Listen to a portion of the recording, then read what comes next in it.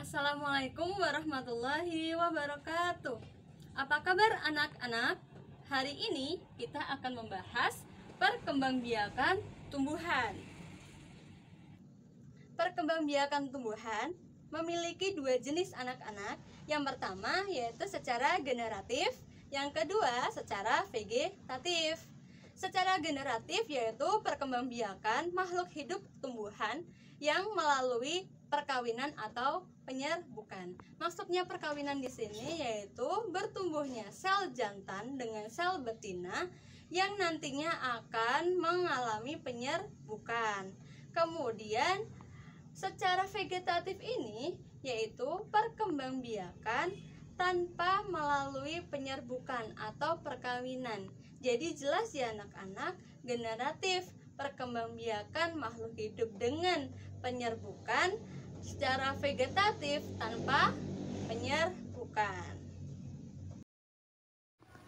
Yang pertama, perkembangbiakan secara generatif, yaitu melalui perkawinan atau penyerbukan. Di perkembangbiakan secara generatif ini melibatkan tumbuhan-tumbuhan berbunga. Jadi, generatif itu dialami tumbuhan-tumbuhan yang berbunga. Melalui apa? Melalui bunga itu sendiri. Pada bunga, itu akan mengalami proses penyerbukan, di mana penyerbukan ini adalah bertemunya sel jantan dengan sel betina untuk menghasilkan pembuahan, atau jatuhnya benang sari ke kepala putik.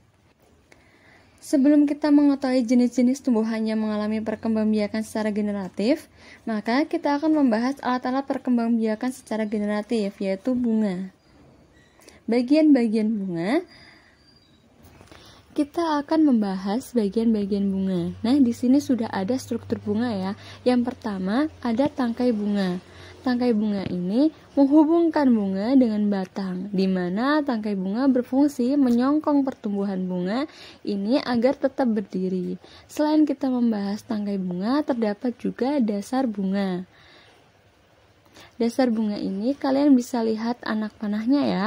Ini adalah dasar bunga, di mana dasar bunga itu adalah bagian ujung tangkai bunga yang agak membesar. Kemudian bakal biji atau sering disebut sel buah atau juga disebut bakal buah. Nah, di dalam bakal biji atau sel buah atau bakal buah ini nanti akan ada sel ovum atau calon buah setelah melakukan penyerbukan. Kemudian ada kelopak. Nah, kalian bisa lihat ya, di sini adalah kelopak dan sebelah kiri juga kelopak. Nah, dalam kelopak ini berfungsi melindungi mahkota bunga ketika masih kuncup dari serangan hama, baik itu lulat, wereng, dan lain sebagainya. Selanjutnya itu mahkota.